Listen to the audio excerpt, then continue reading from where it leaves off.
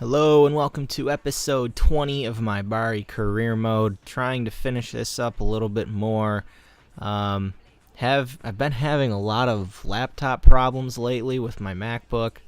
I thought there was something wrong with my computer. Turned out that the power cord was faulty, so got a new one and now it works again. So after spending a week or two without a laptop, I can finally use it again. So I recorded this episode. So there are 3 games in this episode, 2 league matches and a cup match against Brescia, who are now in the Serie A and not doing too well. I'm pretty sure, I believe it's them and La Spezia are the worst 2 teams in Serie A right now. But we are playing Livorno in the league. They were relegated the year before. I'm almost positive they do have Ibrahima Mbai, who I believe was a heavily used left back in career mode last year. I'm not so sure about him this year, not this season, but yeah, I'm not too sure about him this year. I haven't tried him on FIFA 14. So anyway, early on we were doing okay. A lot of times when I play a lot of these teams with the 5-man midfield, it kind of gives me problems. I don't know why. It's just hard to break down. And we are away. Livorno would strike early on in the 30th minute right here. Boria gets the goal. And after that, they just kind of sat back, didn't really push forward a lot. It kind of looked like they were forward a little bit more right here in the dying seconds of the game. Odd as I say that. Asuman got some game time here. We are playing quite a few matches right in a row, almost 2 matches a week, which we don't have a whole lot of players on the roster, but that might give us some problems. I'm not sure. And it gets kicked out for a decently deep throw, rather, and the referee decides to blow for full time anyway. So we lose that match against Livorno. They're right around near the top, so you can see they're sitting in 3rd going into this next game. It's just disappointing. You know, sometimes I'm not sure what it is. I don't know if maybe I'm just inconsistent or maybe I'm just not very good at this game. I really don't like FIFA 14. I probably conveyed that a lot, considering I complain about the goalkeepers in all my videos. I really do. I went back and played FIFA 13. I played my my 1860 Munich career mode, which I had on YouTube for a while until the end of FIFA 13. We ended up getting a player there from the scout report there, Giacomo Piccolo, depending on how you want to pronounce that. We didn't really get much of anything in the other 2, which is a little disappointing, but it is what it is. Anyway, we signed Diego Ortiz right there, and I can't remember if I signed anyone else, but I played FIFA 13, and I did my 1860 Munich career mode, and even the goalkeeper I had on there stopped a lot, just about everything.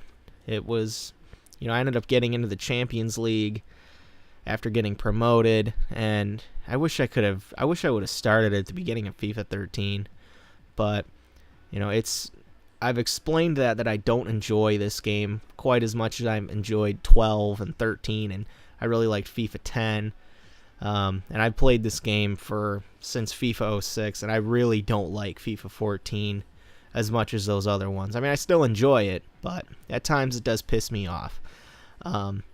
And you'll probably see that through the rest of this episode and in other videos I make. But we'd play Stabia at home in another league match, as I had to pick what kit they were using. I don't know why I kind of was contemplating that there. But we'd be sitting in 5th coming into this game. Goal differential 9. We were sitting in 5th, a couple spots out. We were projected by at the beginning of each season, there's always that newspaper that shows up that talks about your team that you're controlling, and it'll have the projected finish, and then it'll talk about a key player, breakout player, blah, blah, blah.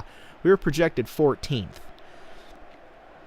I don't know why, but I found that kind of weird, because I think we'll finish right around where we're at, somewhere between I think it could be anywhere between 3rd and maybe 8th or 9th. And I think that would be okay, considering we do have a few young players. And I think I'm really going to be looking forward to the transfer window in the summertime. We can't spend in the wintertime because of the lack of funds, but Anyway, we'd be dealing with the snow, nice November snow in Italy. And Uchebo, our leading goal scorer, I still believe he's leading the league, gets his head on it on the first attempt, but the goalkeeper keeps it out, and he would bury the rebound. We were up 1-0 at halftime. However, Stabia would go forward right off the kickoff very nicely, and I don't know what Calderoni was doing there. Probably should have got him back a little bit further. Probably my fault. And, God, the goalkeepers on this game. A lot of goalkeepers in real life. Probably keep that out. But Sao, or So, however you want to pronounce that, ends up scoring the goal there. And apparently D. Carmine is super strong. Crosses the ball to Cepatelli, and that bugs me too. As opposed to defending, just decides I'm going to put my hand in the air and hope he's offside. And no center back covering D. Carmine right there. D. Carmine, probably Carmine, I'm sure. Scores the second goal for us. He had that wide open attempt at goal, which was really annoying. And then we couldn't really do much the rest of the game for whatever reason. Kind of happens a lot. I mean, I hate blowing the lead. That really, really made me mad, especially that first goal. I don't know what it is. I mean, there's just little things. And I know that they probably won't fix it for FIFA 15, and I'm not even sure if I'm going to buy it, but I would like to. I don't know. We will see. I'm just kind of venting right now because it makes me feel better about this game, I guess. Maybe I was just rusty. I hadn't played this career mode in a little while. And, just hadn't recorded because my computer was screwed up. But anyway, those two losses in the league, it was okay because we were sitting in 6th after those losses. I think 6th or 7th. But we would be playing Brescia in the Coppa Italia. The winner of this game would go on to the round of 16. We got that far last year, and we were the only Serie B side to get to that point. Of course, Juventus killed us in that round, so the winner of this would probably get killed by a really good side. And once again, Pena in the goal, lets in a near post goal. Lasik, not Lasik, I'm not totally sure how that's pronounced. That could be pronounced a million different ways. Picks up a goal there, and then Britos scores again, and scores there in the 41st for Brescia. After Pena decides, you know what, I'm just going to come out and lay on the ground. Not going to bother to stop this. He is a 60 overall and unhappy with the club, so I don't think he's not very good. I mean, he did have that one cup game against Atalanta last season, which was miraculous, and I played him a little bit after that, but just not a very good keeper.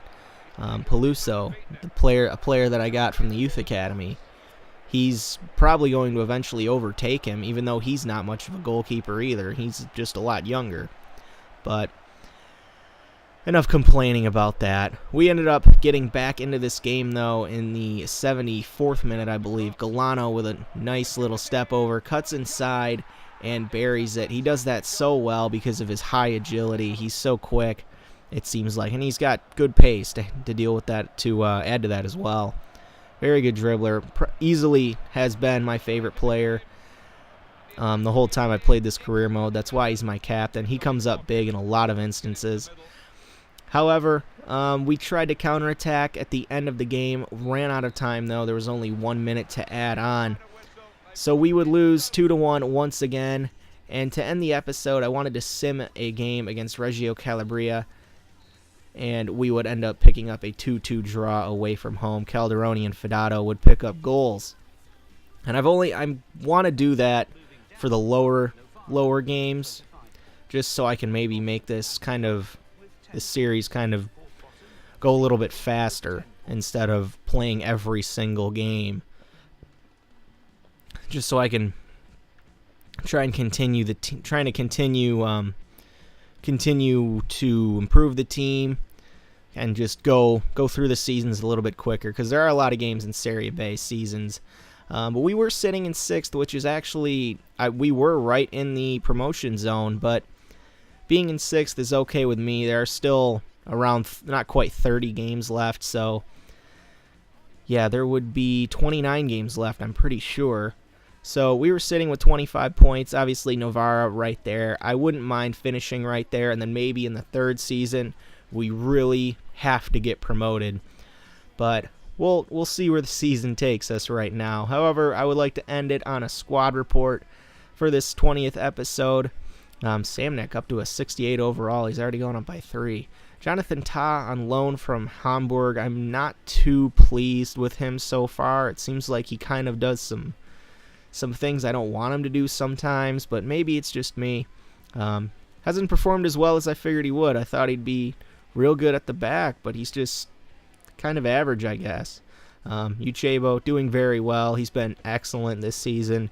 We got him for free, and despite his high wage, I'm actually pretty pleased with him right now. I'm very pleased with the way he's performed. Obviously, I'm pleased that I got him. From